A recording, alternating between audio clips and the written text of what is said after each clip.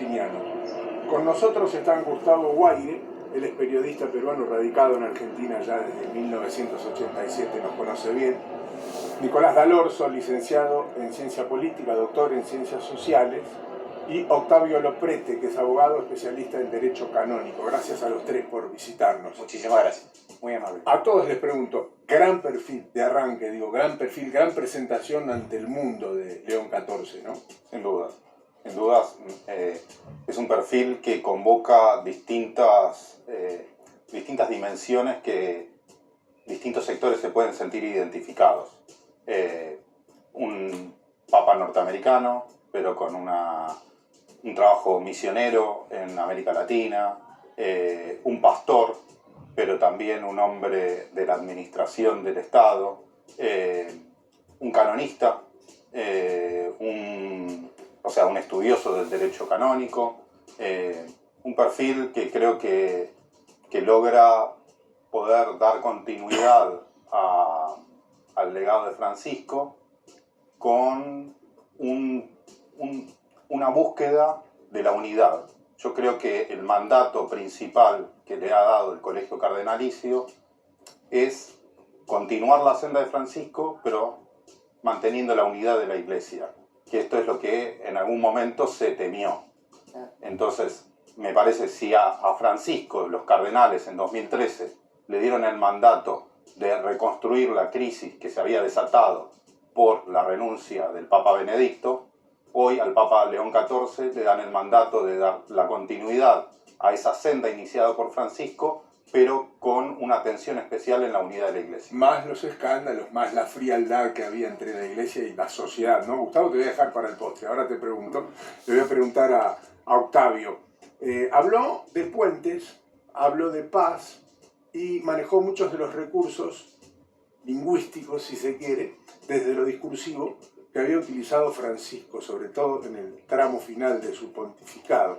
No se puede hablar de una continuidad lisa y llana, pero sí de una misma línea, sin ninguna duda. Sí, efectivamente una misma línea. Él le va a dar su impronta. Tampoco sería bueno que sea una fotocopia de Francisco, ¿no? Y esto que vos, Guillermo, decías de la paz y de tender puentes, que en definitiva, bueno, el Pontifex es tender puentes, hace referencia también al lugar que ocupa y que yo creo que de acá a futuro va a ocupar mucho más la Iglesia en el concierto internacional. Obviamente no es la tarea, la misión principal de la Iglesia Católica, no es una ONG, la Iglesia Católica tiene un sentido, una misión religiosa, pero es una institución muy escuchada, con mucha experiencia. Realmente, cuando uno conoce la diplomacia vaticana, bueno, acá tuvimos la experiencia con Chile, es algo extraordinario la sabiduría, y de hecho en el concierto internacional hasta es una cuestión de prestigio, digamos, tener relaciones diplomáticas con la Santa Sede. Y además tiene 500.000 sacerdotes y 5.000 obispos en todo el mundo, entonces tiene mucha información la Iglesia Católica de lo que pasa en el mundo. Sí, tiene los tentáculos puestos en cada pueblo. Hay que decir también que de los 133 cardenales que votaron, cualquiera hubiera sido elegido, nos guste más o nos guste menos, hubiera estado igual de preparado que el Papa que salió de la Plaza San Pedro. Todos hablan muchos idiomas, todos tienen 2 o 3 carreras, todos son hombres muy preparados, por eso están donde están. Ninguno no hubiera estado preparado para enfrentar este desafío. Sí, también tiene cualidades, perdón, Guillermo, una cosa, también tiene cualidades y virtudes personales, que, digamos, una persona realmente muy humilde, que sabe escuchar, que no se la cree, y el hecho de que sea agustino y que esté acostumbrado y obligado a vivir en comunidad, antes escucha y después habla. Ahí vamos, ahí vamos. Ahora abrimos la charla, esta es como una carta de presentación para todos. Gustavo, es peruano, ¿cómo lo sintieron ustedes? Para ustedes es peruano y punto, se acabó. Tiene documento peruano, listo. Creo que en el Perú todavía no terminamos de caer. Buenas tardes con todos. Qué lindo. Y creo que la celebración todavía no empieza. Si bien el chiclayano que tocó la campana de la parroquia de donde estuvo León XIV, creo que se le deben doler las manos de todo lo que sonaba esa campana para gritarle al mundo que el Papa era de su pueblo. Y eso es realmente emocionante. Desde su discurso inaugural creo que él se muestra, como dijeron acá las personas presentes, con una apertura importante, ¿no? Si bien él se reviste con todos los símbolos, ¿no?, de la Iglesia, ¿no?, a diferencia de Francisco, se muestra como que además de ser norteamericano, es latinoamericano, ¿no? Entonces él, si bien uno ve toda la parte gestual de su discurso, ¿no? Con todo el protocolo en latín, en italiano, y luego se salta el protocolo, que es lo que ha hecho a lo largo de su carrera en Perú, y su corazón le dice que tiene que saludar a su pueblito Bueno, en pero Chiclayo. es Martínez, ¿eh? Es Prevost Martínez, no hay que olvidarse. Es de ascendencia latina. Hay toda una discusión en internet. En principio se creía que la madre era ecuatoriana, luego es dominicana. Lo que sí es cierto es que sus abuelos son españoles, eran latinos viviendo en Estados Unidos, y su papá sí es de ascendencia francesa. Pero él ha llevado más de 40 años de vida. Bueno, latino en ambos. Más de 40 años. La línea de sangre es latina.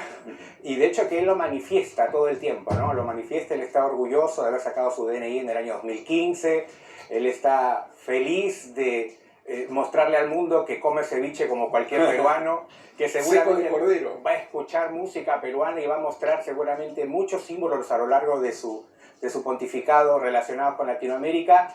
Y bueno, el milagro de las redes sociales ha hecho que seguramente muchos de nosotros lo veamos en diversas circunstancias que no son accidentales, sino que es su forma de ser, ¿no? Él ha sido muy cercano y es muy cercano al lugar donde lo habían enviado en misión, tanto así que después de haber sido cardenal en el 2003, él ha viajado por lo menos en 2 o 3 oportunidades nuevamente a visitar Chiclayo por la fiesta de un santo, por X motivo importante que él lo consideraba por su orden agustiniana, y bueno, todavía los peruanos y creo que los americanos tenemos la esperanza de que él venga a visitarnos. Gustavo, bueno, te iba a hacer después esa pregunta, pero ya que lo nombraste vos, te lo Hablan hago ahora. todos, intervengan. Sí, ¿Hay algún impedimento político, de si es para un lado, si el presidente es uno, si el presidente es otro, para que León venga a América Latina y sobre todo al Perú? Los seres humanos, cuando llegamos, en la hipótesis de que alguno de nosotros fuera papa, creo que cambiaríamos diferente nuestra óptica y toda nuestra vida. Se cambia el nombre, se cambia todo. Un obispo peruano dijo algo bastante sabio, y apenas escuchó que el padre Ricardo, como lo conocen ahí en Chiclayo, había sido elegido papa. El papa es peruano, seguramente él en su corazón quisiera ir a Chiclayo y abrazar a su gente, pero él sabe de que sería el último lugar que le correspondería elegir ir a visitar. Pero bueno, no sabemos qué hará. Políticamente él no ha tenido... yo creo que ha sido el menos político de los políticos, si es que vale el término. Por eso Él no ha tenido miedo... Hay un detalle... No ha tenido miedo en denunciar las cosas que no le gustan, ¿no? Fujimori fue un tema, ¿no? Para él. Sí, recuerden que él llega al Perú en el 85, en los 90 fue la década del terrorismo, del Sendero Luminoso. Él, desde su labor misional, recorrió todas las localidades del interior de su provincia, de Lambayeque, donde se vive realmente zonas rurales, en donde no llega la internet, no llegan muchas cosas, la gente vive el día a día, vive en el trueque, en algunos casos vivía en eso. Entonces el terrorismo había abusado de toda esa región, y apareció Fujimori, bueno, con el ejército, intentando confrontar con Sendero. Bueno, uno de los logros que se dice que tuvo Fujimori... Los derrotó. Los derrotó. Sí, cometiendo limeños- terrorismo Sí, también, sí, claro. digo, ¿no? Porque no es solo el terrorismo de Sendero Por Luminoso, eso digo, a los tiros. sino el terrorismo de Estado de Fujimori, por el que fue condenado, y frente a lo cual el nuevo Papa planteó una cuestión importante frente a la posibilidad de su indulto, ¿no? Efectivamente, cuando Fujimori sale indultado hace un par de años, bueno, el Papa León XIV no le gustó ese indulto y dijo que él tendría que haber pedido perdón a todas las familias que seguramente fueron a abrazarlo y a reclamarle que se haga justicia por sus desaparecidos.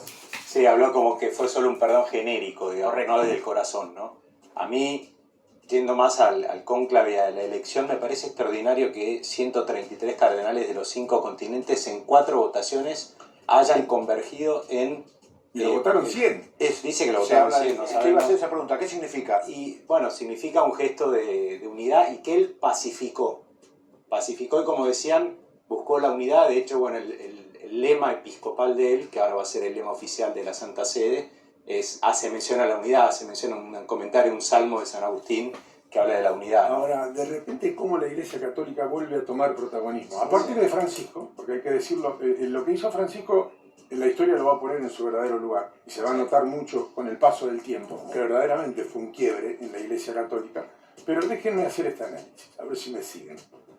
Yo no sé si fue el Vaticano, si fueron los 233 cardenales, si fue el propio Francisco antes de morir, pero la lógica de la Santa Sede en Roma era porque era la capital del imperio en su momento. Roma era la capital del imperio y allí estaba el Papa.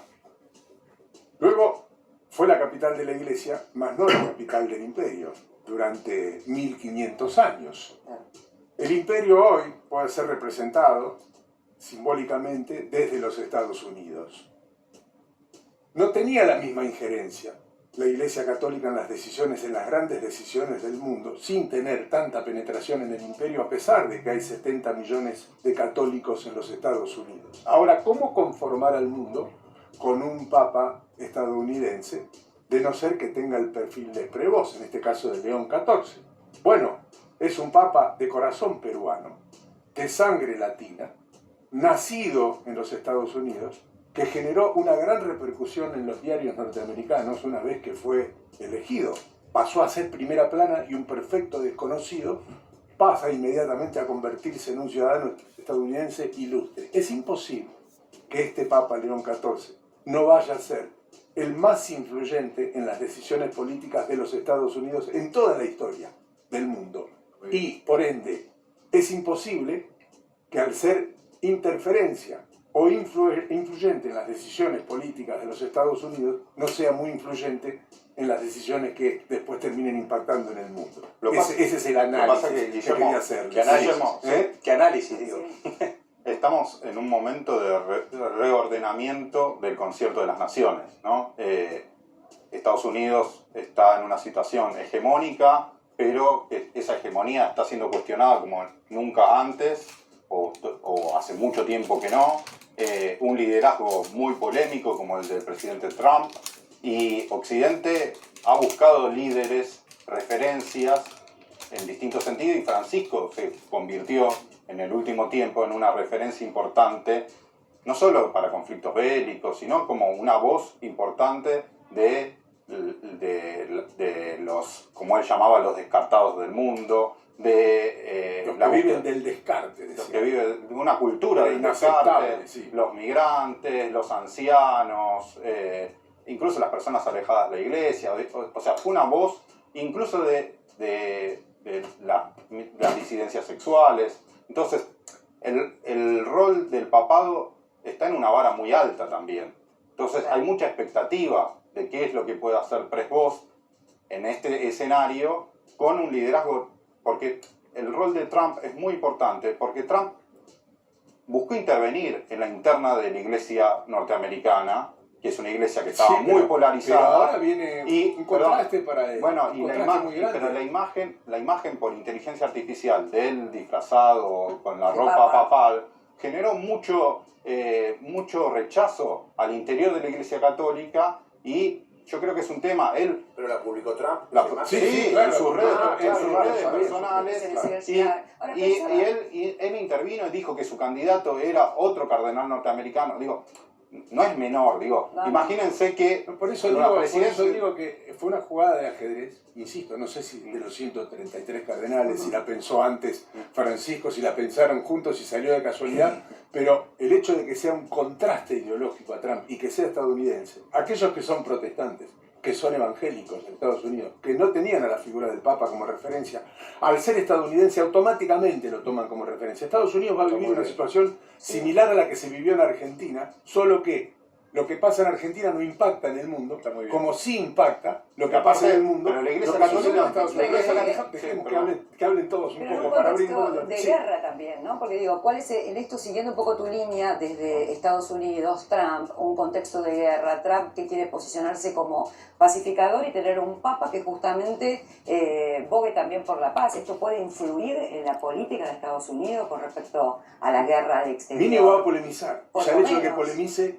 Yo creo que se convirtió seguramente en la persona más importante del mundo, hoy León XIII, y por las características que tiene, me parece que la figura se va a agigantar, va a ser una voz ineludible en todo el mundo. Y él además sabe escuchar al norte, sabe escuchar al sur, al oeste y al este. Es porque es agustino, porque tiene una visión internacional, porque tiene experiencia de gobierno. Así que yo creo que sí, coincido en la influencia aún en Estados Unidos también que va a tener. Ahí voy con vos, porque el peruano se sale del... Tiene tanto para contar, y se le sale del información corazón. Dale, latinoamericana. habla.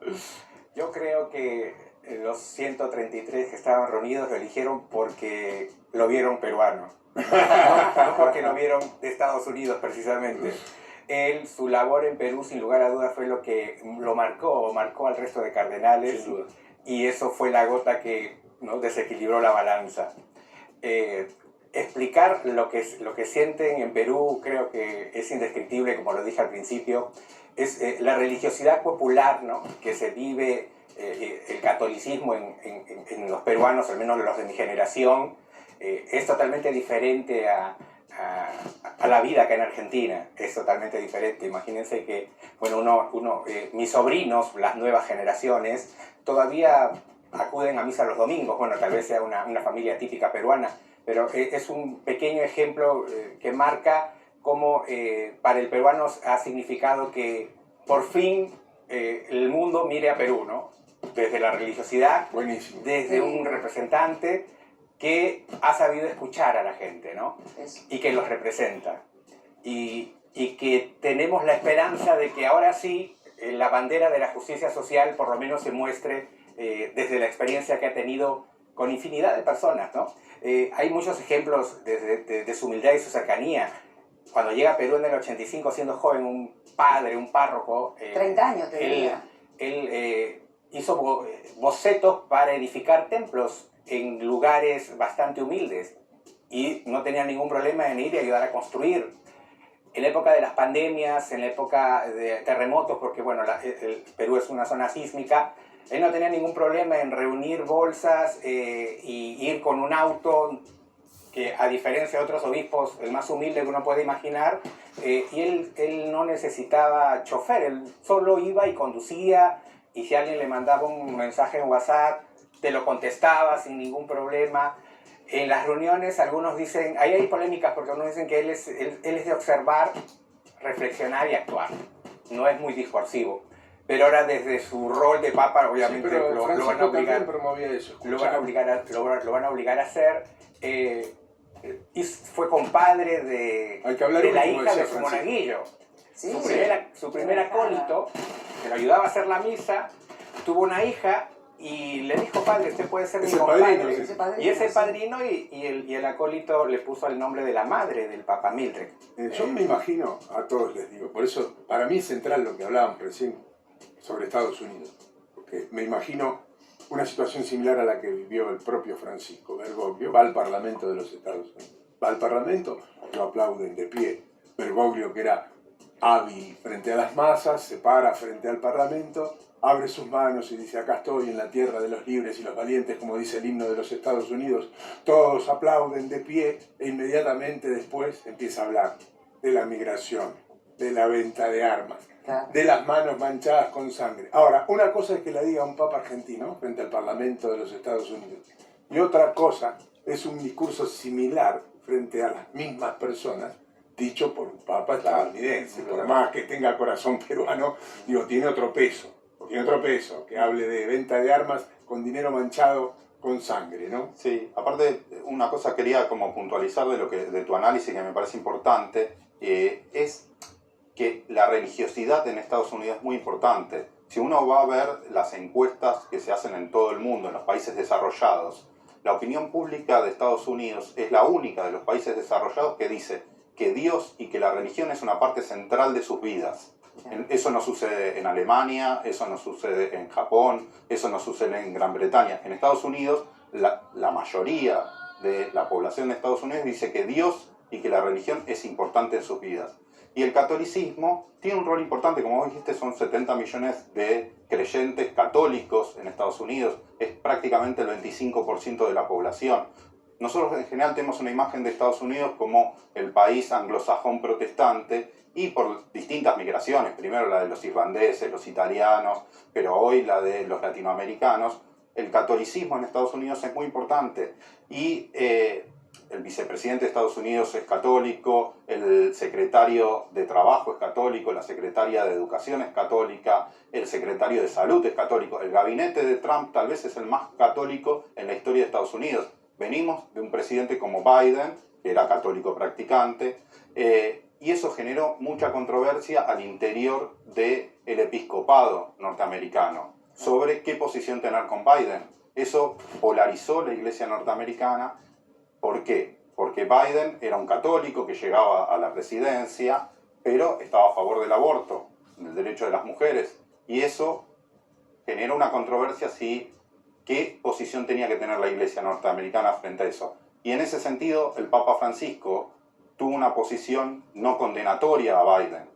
Y esto, lo mismo, Trump llega a la presidencia con la mayoría del voto católico. O sea, hay una polarización no solo en la Iglesia Universal, no solo tenemos grieta en la Argentina, sino también hay grieta en la Iglesia norteamericana. Entonces, esta posición, entonces el rol de Presbos va a ser muy cuidadoso para poder sostener la unidad y poder seguir la senda de la transformación de Francisco, pero preservando la unidad de la Iglesia Católica. Tenemos que ir cerrando. Sí, yo adhiero a este tema de que él tenga, si bien el corazón peruano, adhiero, pero que sea norteamericano me parece muy importante en orden a la influencia que vos hablás.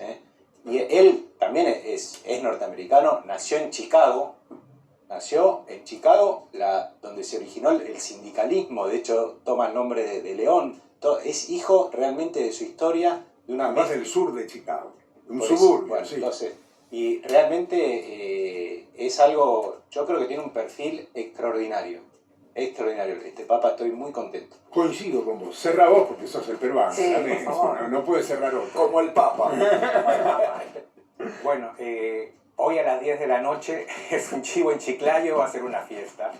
Mira, muy bien. Empiezan las verbenas, las fiestas, las misas, y mañana en el Vaticano, cuando haga la primera bendición en la Plaza San Pedro a las 10 de la mañana, imagínense ustedes lo que es la comunidad latina. Él estuvo, bueno, como cardenal, con muchos cercanos a muchos jóvenes en las iglesias de Roma. En el último año ha hecho muchos grupos de WhatsApp, que él figuraba, así que va a ser una gran noticia el encuentro con esa multitud latina y seguramente peruana. En ese Ay, WhatsApp, ay, ¿no? me emociona. En ese WhatsApp, ¿no? ¿Tenés el WhatsApp de...? En la Plaza San... No. Ese no lo deben usar más. Ya no creo que esté. Cambió el teléfono. Ya no creo que esté. Y acá en pero Buenos va a Aires ser una nada, no se noticia. prevé nada. En los restaurantes van a colgar ahora. No, Vamos ya a hacer una fiesta seguramente en el abajo. la próxima Claro. semana vamos a ver las remeras La calle con Agüero. la cara Claro, de sí. Francisco y las gorras y todos los souvenirs que ustedes puedan imaginar. Y bueno, seguramente habrá un plato peruano y algunas músicas Dedicadas, ¿no? A León 14, el plato León 14. Eso no lo duden. El seco de El cordero. helado, el plato. Esta semana va a ser noticia todo eso. Muchas gracias. Muchas gracias por haber venido. Gracias a todos. A Un ustedes, placer. por favor. Información urgente.